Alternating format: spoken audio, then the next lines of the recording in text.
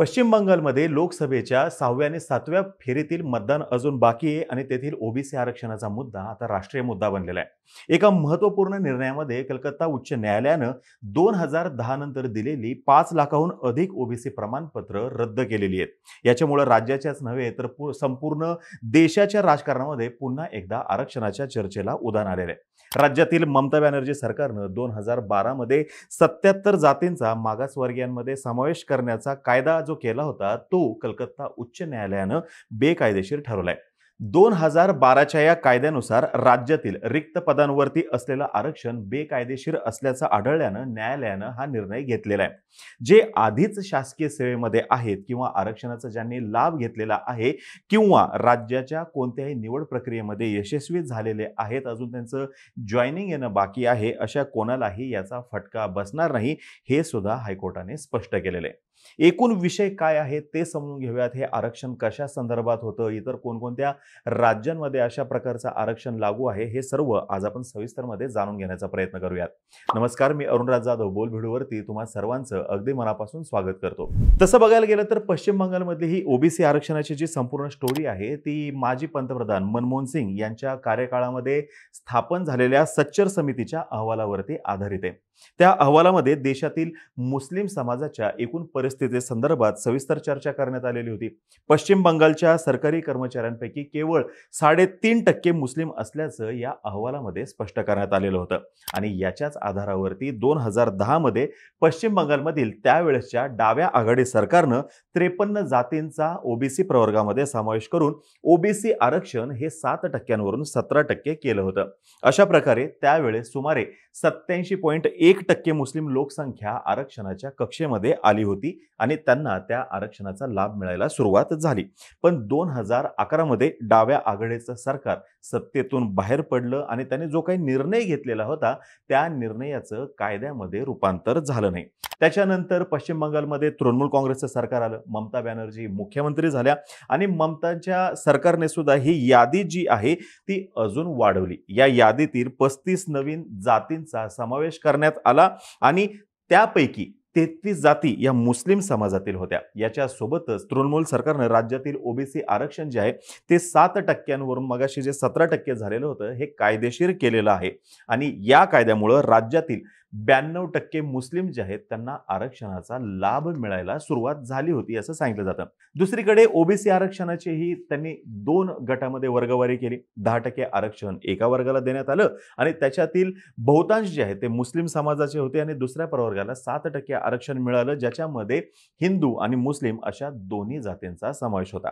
नंतरच्या काळामध्ये ममता बॅनर्जीच्या सरकारने हा जो काही कायदा बनवलेला होता याच्या विरोधामध्ये जनहित याचिका दाखल करण्यात आली 2012 साली। कलकत्ता उच्च न्यायालयाने या जनहित याचिकेवरती सुनावणी करताना हा आदेश दिलेला आहे आणि या संदर्भातला हा आदेश तब्बल 12 वर्षांनी आलेला आहे। याचिकाकर्त्यांचे वकील सुदीप दासगुप्ता आणि विक्रम बॅनर्जी यांनी न्यायालयामध्ये स्पष्ट केलंय की त्यावेळेसच्या डाव्या आघाडी सरकारनं 2010 मध्ये अंतरिम अहवालाच्या आधारे पश्चिम बंगालमध्ये इतर मागासवर्गीयांसाठी वेगळा वर्ग तयार केला। या वर्गाला ओबीसी अ असं नाव देण्यात आलेलं आहे आणि न्यायालयाने ओबीसी अ वर्गातील ही बहुसंख्य प्रमाणपत्र जे आहे ते रद्द केलेले आहेत। आता हे ओबीसी अ वर्ग जे आहे त्याला 10% आरक्षण देण्यात आलेलं होतं मगाशी सांगितलं तसं आणि याच्यातील बहुतांश हे मुस्लिम समाजाचे होते। आता हायकोर्ट जे आहे, हायकोर्टातील न्यायमूर्ती तपव्रत चक्रवर्ती आणि राजशेखर मंथा यांच्या खंडपीठाने हे ओबीसी जात प्रमाणपत्र देण्याच्या प्रक्रियेला जे काही आव्हान देण्यात आलेलं होतं त्याच्यावरती सुनावणी करताना हा महत्त्वपूर्ण निकाल दिलेला आहे आणि ही 5 लाख प्रमाणपत्र रद्द केलेली आहेत। आता हा आदेश देण्याबरोबरच कलकत्ता उच्च न्यायालयानं मागासवर्ग आयोगाला पश्चिम बंगाल मागासवर्ग आयोग कायदा 1993 याच्या आधारे ओबीसींची नवीन यादी तयार करण्याचे सुद्धा निर्देश दिलेले आहेत आणि हा आदेश देताना न्यायालयानं 2010 नंतर तयार करण्यात आलेली ओबीसींची यादी जी आहे ती बेकायदेशीर ठरवलेली आहे। ओबीसीची यादी रद्द झाल्यामुळे पश्चिम बंगालमधील तब्बल 5 लाख ओबीसी जात प्रमाणपत्र जी आहेत ती रद्द होणार आहेत। कलकत्ता उच्च न्यायालयाच्या हे निदर्शनास आलं की 2010 नंतर तयार करण्यात आलेली ओबीसी जातींची जी यादी आहे किंवा ओबीसी जात प्रमाणपत्र कायदा हे नियमांचं पालन करत नाहीत. आणि उच्च न्यायालयानं म्हटलेलं आहे की 2010 नंतर जितकी ओबीसी प्रमाणपत्र बनवण्यात आलेली आहेत ती बेकायदेशीर आहेत आणि ही प्रमाणपत्र बनवताना कायदा आणि नियम जे आहेत यांचं पालन झालं नाही. कायदा आणि नियम यांना धाब्यावर बसवण्यात आलं होतं.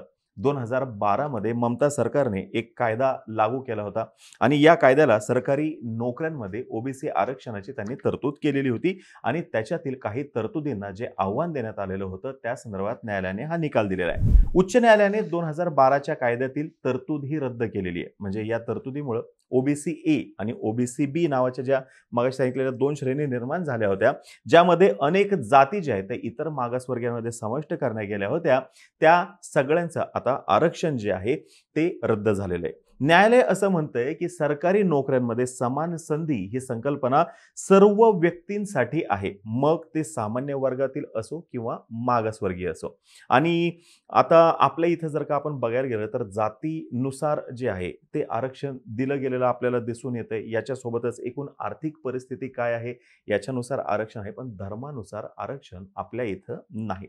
आता प्रमाणपत्र नेमकी का रद्द केली गेली, तर बघा जी याचिका दाखल करण्यात आलेली होती त्याच्यामध्ये असा दावा करण्यात आलेला होता की 2010 पासून जी काही ओबीसी प्रमाणपत्र दिली गेली होती ती 1993च्या पश्चिम बंगाल मागासवर्ग आयोगाने जो कायदा केलेला होता त्या कायद्याला बायपास करून देण्यात आलेली आहेत आणि जे खऱ्या अर्थाने मागासवर्गीय होते त्यांना प्रमाणपत्र मात्र दिलं गेलं नाही. मग उच्च न्यायालयानं म्हटलं की 1993च्या कायद्यानुसार ओबीसी यादी तयार करताना सरकार मागासवर्ग आयोगाचे मत आणि सल्ला घेण्यास बांधील आहे, हे त्यांनी तिथं स्पष्ट केलेलं आहे. मुस्लिमांच्या 77 जातीयांना मागासवर्गीयांमध्ये समाविष्ट करणं हे सर्व वोट बँक आणि निवडणुकीच्या फायद्यासाठी केलं गेलं, हे सुद्धा निरीक्षण न्यायालयाने या ठिकाणी नोंदवलेलं आहे. आता बंगालने जे सूत्र वापरलं ते सूत्र अनेक राज्यांमध्ये लागू असल्याचं सुद्धा आपल्याला दिसून येतं बघा. म्हणजे दोन वर्गामध्ये विभाजन करणं. पश्चिम बंगालमध्ये त्यांनी काय केलं तर ओबीसी ए आणि ओबीसी बी असं केलेलं आहे. बिहारमध्ये मागासवर्ग आणि अत्यंत मागासवर्ग असे दोन वर्ग आहेत. तेथे ओबीसी आरक्षण सुद्धा 37% करण्यात आलेले आहे.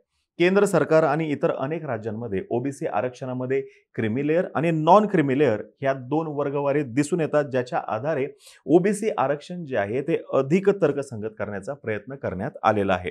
क्रिमी लेअर म्हणा किंवा नॉन क्रिमी लेअर म्हणा, याचा आधार काय आहे तर त्या कुटुंबाचं उत्पन्न नेमकं आहे किती.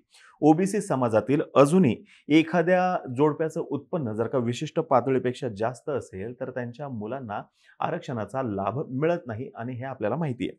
मुस्लिमांच्या स्थितीमध्ये मात्र सुधारणा झाल्याचं निरीक्षण या ठिकाणी नोंदवलं गेलेलं आहे 2010 नंतर. म्हणजे बघा जो याच मुद्द्याचा अजून एक पैलू आहे त्याच्यानुसार सच्चर समितीच्या म्हणण्यानुसार 2010 पूर्वी राज्य सरकारी नोकऱ्यांमध्ये केवळ 3.5% मुसलमान होते.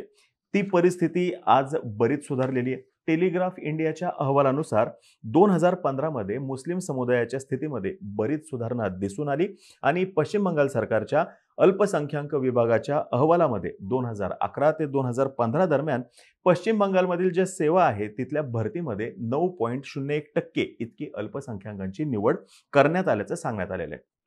याच कालावधीमध्ये पश्चिम बंगाल कर्मचारी निवड आयोगाच्या भरतीमध्ये 15% अल्पसंख्याकांची निवड करण्यात आलेली दिसून येते. त्याचप्रमाणे पश्चिम बंगाल महापालिका इथल्या भरतीमध्ये सुद्धा 12.5% इतकी अल्पसंख्याकांची निवड करण्यात आली होती. आणि राज्यामध्ये जर का बघितलं पश्चिम बंगाल राज्यामध्ये तर तिथे मुस्लिम समाजाची लोकसंख्या ही 2.5 कोटीच्या आसपास आहे. म्हणजे जवळपास 27% आहे एकूण लोकसंख्येच्या दृष्टीने बघायला गेलं. आता ज्यांच्याकडे नोकऱ्या आहेत त्यांचं काय, तर या कालावधीमध्ये सरकारी नोकऱ्यामध्ये जे नियुक्त केले गेले त्यांना कोणालाही नोकरी गमवावी लागणार नाही, हे न्यायालयानं आपल्या आदेशामध्ये स्पष्ट केलेलं आहे. म्हणजे ज्यांना कुणाला मुस्लिम समाजातील असू द्या किंवा इतर कोणीही जे असतील ज्यांनी या आरक्षणाचा लाभ घेतलेला आहे 2010 नंतर ज्यांनी प्रमाणपत्र घेतलेलं आहे, जरी त्यांचं प्रमाणपत्र बेकायदेशीर ठरवलं गेलं तरी सुद्धा कुणाचीही नोकरी जाणार नाहीये किंवा एखाद्याचं आजच्या दिवशी सिलेक्शन झालेलं असेल त्या प्रमाणपत्राच्या आधारावरती, पण आता ते प्रमाणपत्र जरी रद्द केलं गेलेलं असलं तरी सुद्धा त्यांच्या नोकरीमध्ये कोणताही बाधा येणार नाही, हे न्यायालयानं स्पष्ट केलेलं आहे. येणाऱ्या काळामध्ये काय होऊ शकतं तर कलकत्ता उच्च न्यायालयाच्या निर्णयानंतर 2010 ते 2024 दरम्यान दिली गेलेली ओबीसी प्रमाणपत्र जे आहे ते रद्द होणार आहेत. यापुढे मुस्लिम समाजातील, पश्चिम बंगालमधल्या मुस्लिम समाजातील 77 जातींना आरक्षण देऊन नोकरी करता येणार नाहीये. यासोबतच 2012च्या कायद्यानुसार आरक्षणाचा त्यांना कोणताही लाभ मिळणार नाहीये. हे कलकत्ता उच्च न्यायालयाने स्पष्ट केलेलं आहे.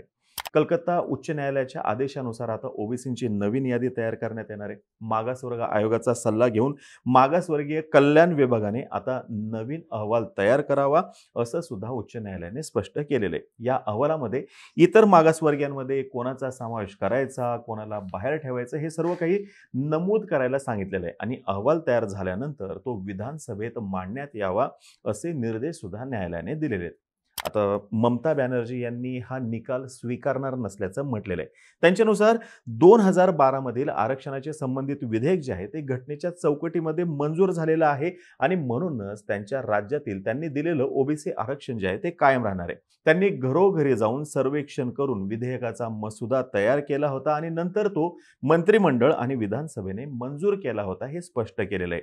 आणि त्यांच्यानुसार भाजपने केंद्रीय यंत्रणांचा गैरवापर करून हा सर्व कट रचला आणि आता हा निकाल आलेला आहे, ज्याच्यानुसार 5 लाख प्रमाणपत्र रद्द केली जाणार आहेत. भाजपचे खासदार महेश जेठमलानी हे मात्र वेगळं मत मांडतायत. त्यांच्यानुसार ममता बॅनर्जी 2011 साली पश्चिम बंगालच्या मुख्यमंत्री झाल्यानंतर त्यांनी ओबीसी प्रवर्गामध्ये नव्या वर्गाचा समावेश केला. मग 42 वर्गांचा त्यांनी समावेश केला आणि 42 पैकी 41 वर्ग जे आहेत ते मुस्लिम समाजाचे होते, ज्याच्यातून ममता बॅनर्जी यांनी मूळ ओबीसी प्रवर्गातील लोकांची फसवणूक केली असून संविधानाचाही अवमान केल्याचं त्यांनी म्हटलेलं आहे.